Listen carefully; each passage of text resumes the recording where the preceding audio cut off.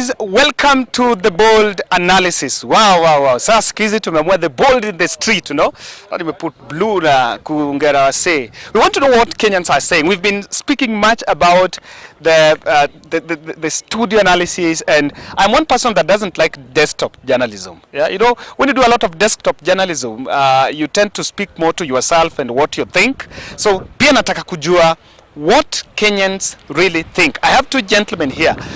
These guys wanakuanga very frequent into this channel, so I know you've seen them. Watajiintroduce, but before that, I want to humbly request you to subscribe to our channel, click the notification bell, and like our video. Now, before they start talking, there is something happening in Mandera. Kwamba governor wa Mandera amesema wazazi ni kuchukua tu uniform na unapeleka mtoto shule. It is grand education scheme. I don't know what you think. He's simply telling us that it is possible. But kwanza, let them introduce yourself. Unaitwa nani? Mimi naitwa Umoved Jakababa. Umoved Jakababa. Yeah. Na wewe? I'm called Paul Kirom. Paul Kirom. Yes. Kirom. Now, niko na Umoved Jakababa na Paul Kirom. These guys are going to give us we are going to have a very interesting debate, and we just want to know one thing kuhusu ile kitu ambayo inafanyika, na tafadhali si lazima tuongee Kizungu, si ndio? Yeah. Wacha nianze na Umosh. Yeah. Wewe unafeel aje bwana? Wewe unaongea na Wakenya. Unafeel aje wakati ambapo rais anasema kwamba kulikuwa na mpango ya kuoa Chebukati? Wewe unafeel aje hiyo story? Mimi naona ni uongo. Kwa nini? Juu kama Uhuru alikuwa anataka kuoa Chebukati, angemshinda kuoa. Angemuoa. Sasa hizo tu ni tumezoea Ruto na hizo maongeo zake. Hizo tu ni zake za ni uongo. Hakuna kitu kama hiyo. Kama anataka kuoa, angeuawa. Na hata mimi kwa upande wangu ningependa tu Chebukati wawe. Mimi ningependa tu auawe. Kabisa. Mimi kwa upande wangu Chebukati akufe. Angeuawa. Lakini sasa wakati ambapo tulikuwa tunangoja results, yeah. Si kila mtu alikuwa anataka Chebukati aongee, angeoa na nani angetangaza bwana? Angeoa, kuna watu wengi. Cherera alikuwa pale. Baada angetusaidia. Hata mimi kwa upande wangu juu 2017 alituibia. Sasa hii 2022 bado tulikuwa 50-50. Hatukuwa naye na imani sana. Sasa angekufa hata ingekuwa tafadhali. Angekufa. Mimi naona upande yangu Chebukati angekufa. Sijui kama Kirum unakubaliana kwamba iwapo rais angetaka kumuua angemuua. Sijui kama unakubaliana kwanza. Alafu unafeel aje kwanza? Yes, thank you very much. That is a lie. The statement that was made by Ruto recent, that statement is a petty lie. Kwa nini? Because let's say the government, the sitting president by then could be planning a situation to kill the sitting IBC chairman. It could go through, it could succeed. But if it is a lie, unadhani kwa nini wanadanganya? Mbona inasemwa basi? Yes, because no, Ruto is a demagogue. He's someone who uses people and actually dumps people and expose people and put some blame games and side shows. He usually uses people. He lacks what he call ethical standard and high morals, like a leader. So that is something that's a side show, just to divert opinion in a way that to show that actually he was in a position to win the elections, and the government wanted to interfere with his victory, which is not true. That is attention divergence. You want to divert the attention, but we know that the people of Kenya knew that, and we knew that the elections were rigged, and Chebukati was the person used, and the other two guys, the CEO. How do you know elections were rigged? Elections were rigged because on the eve of the declaration of the result, the live streaming was stopped, and even the verification of close to more than 32 constituencies were not done in a clear manner, were not done in the transparent manner. So that could actually send a lot of eyebrows that the election were rigged. Umosh Jakababa, unajua mimi nakubaliana na wewe mahali kwamba huenda angetaka angemuua, si ndio? Yeah. Lakini sasa inamaanisha kwamba tunamharibia jina rais. Kama tunamwekelea kwamba angetaka lakini ni kama hakufanya, tunamharibia jina. Yeah. Unadhani kwa nini rais amwekelee yule Uhuru Kenyatta, ila kwamba walikuwa marafiki sana kwa miaka 10 bwana kabla kukosana? Unajua Ruto na Uhuru ni kitu moja. Walikuwa wanapima tu Raila akili. Kwa nini mimi nasema hivyo? Uhuru alikuwa na kila kitu. Kila kitu. Pia include kuwa Chebukati. Alikuwa na kila kitu. Polisi, jeshi, KDF, kama alikuwa anataka kuwa Chebukati, angemuoa. Hiyo tu ni uongo za Ruto tumemzoea. Juu Ruto kwa maneno yake 5% inakuwa ukweli, 95 hiyo inakuwa uongo. Unasema 5% ni ukweli? 5%, 95 ni uongo. Na tumemzoea hivyo. Unadhani rais anataka kutuonesha kwamba Uhuru hakucheza Raila? Uhuru alichezea Raila. Uhuru alichezea Raila, and the sitting president anajua, Ruto anajua vizuri. And that is why he's actually trying to speak about things that are not true. That's why he's lying about the issue of Chebukati. Uhuru deceived Raila. It was purely deception by Uhuru to Raila. And Ruto was aware of that.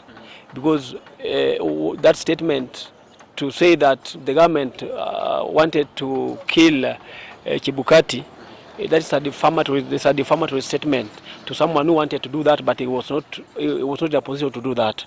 That's not a reality. I need to pause a bit and tell the people, viewers of The Bold, and we are not diverting from my position as Kevin, and of course I normally say everyone has his own opinion, and my position has been that to some extent President stood thick and thin with Raila Odinga in the sense of the handshake spirit. But I want us to take this conversation mbele kidogo.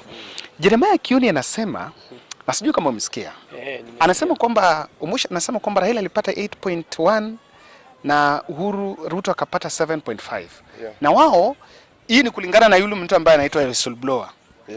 Na ile kitu ambayo mimi inanisumbua sana, nimejiuliza ni kwamba tukiambia Wakenya kwamba Raila alishinda, si ndio?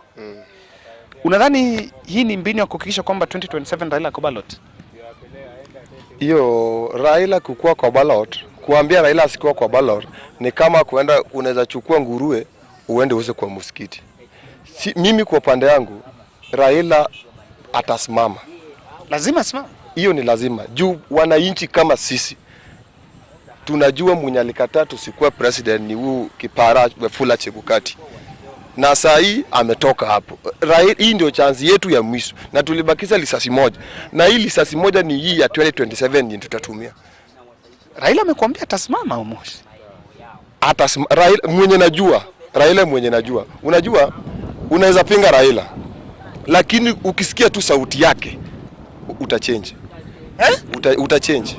Damu ya Raila kuna naweza kuambia umpinge aje, lakini usikie tu sauti ya Raila utasema Raila tosha. What do you think bana? Anatoka South, anatoka South Africa, akirudi kuna mambo mingi sana kwa meza. Jambo ya kwanza, Chebukati alikuwa anataka kuoa. Jambo ya pili kwamba mzee huenda ulishinda bana. Wewe unadhani Raila anafaa kufanya nini bana? Kirudi bana. Okay, already maziwa ashamwagika and it's too late.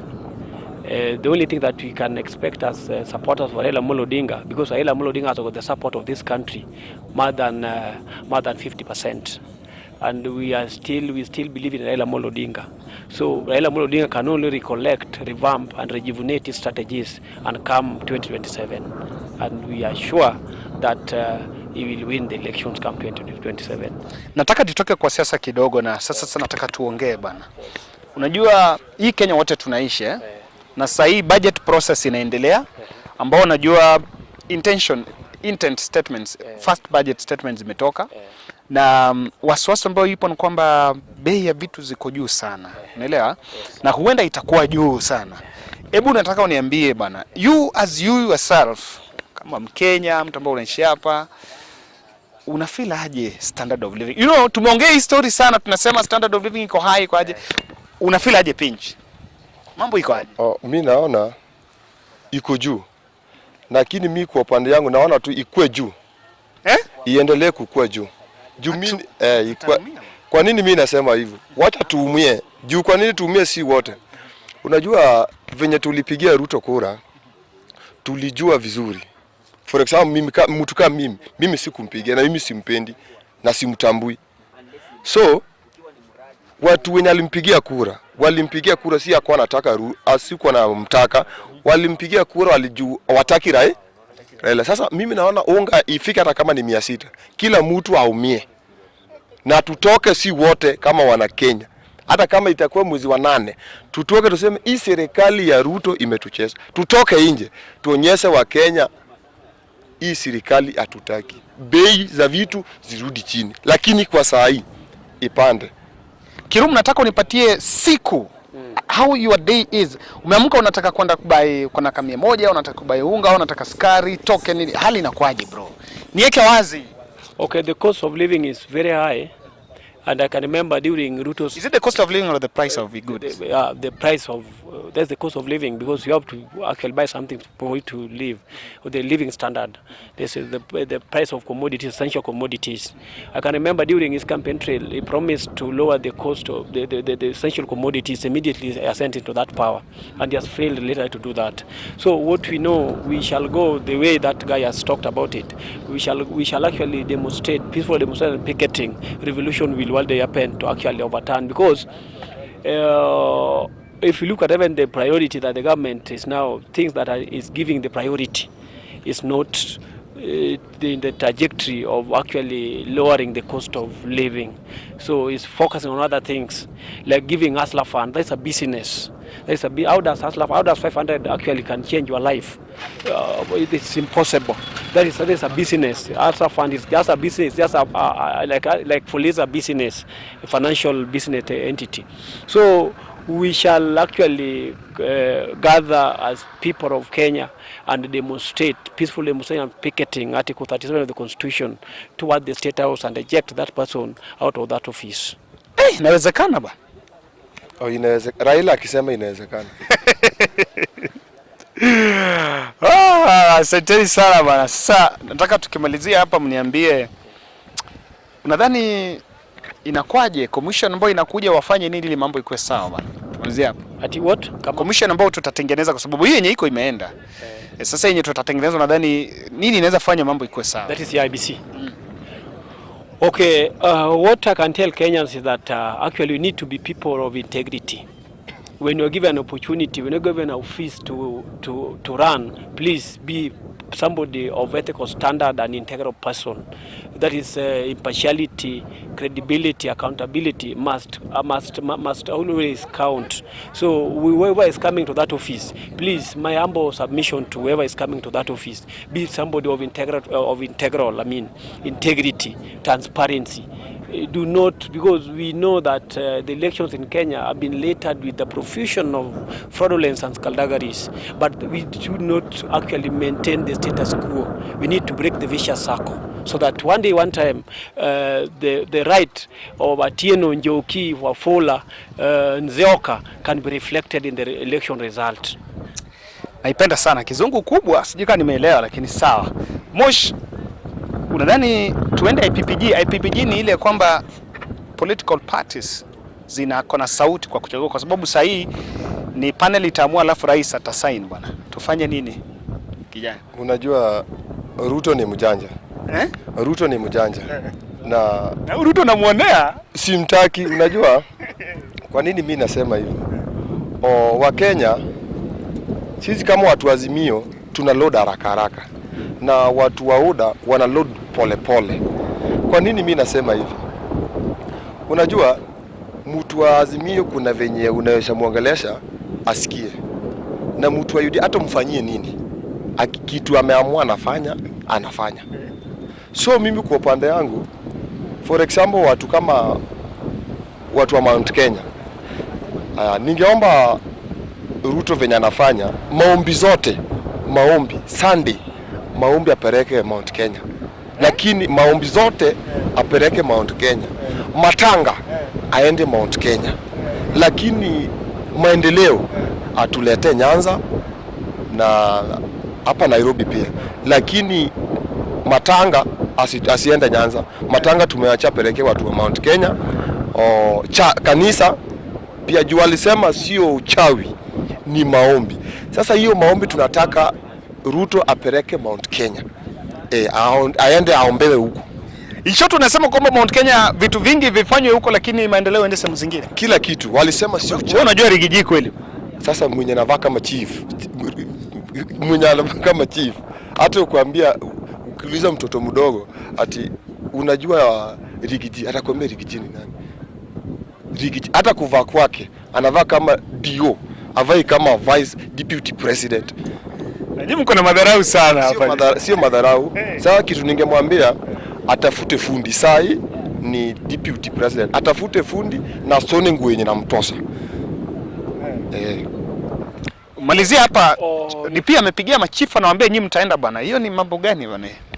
That is dictatorship. That is dictatorship. Akipigia machifu waende nyumbani. That is dictatorship. And in fact, Rigathi Gachagua still forgets that it's no longer DO. He operates like just DO who worked with Moi like 30 years ago. It's high time he realized that things have changed. We are in 21st century, we're not in 19th century, whereby whenever we are given an opportunity or a position to lead, you must actually apply a lot of integrity, and the constitution must actually, the rule of law must apply. The rule of must there be a need to change the structure of administration.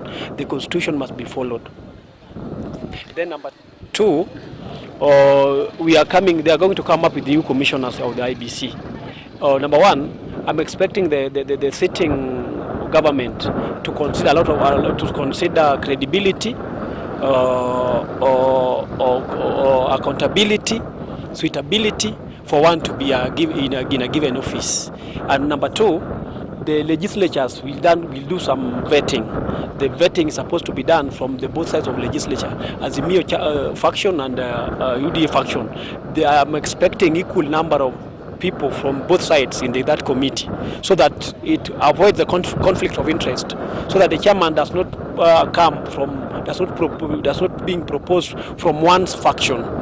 The two factions must sit together and they must verify their academic credentials, suitability, accountability for one to be in that office, to avoid election fraudulence and discrepancies, to avoid integrity issues when it comes to executing their duties. Tumalizia hapa bana. Mimi nadhani kwamba as we come to finish, I want to just put a point in terms of who is taking over from Chebukati. It is not about who is going to pick you, and it is not about what the constitution dictates.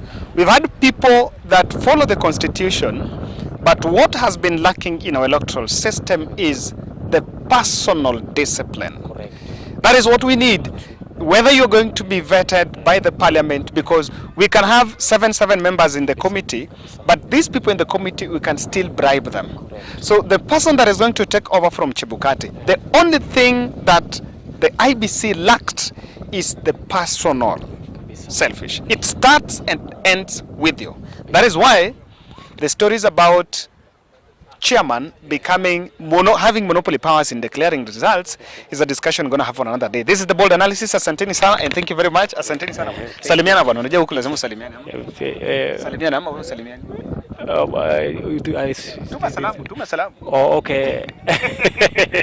Tuma salamu. Okay, thank you very much, Bold TV. I greet you all people. I greet you viewers. The next time we shall participate in the debate.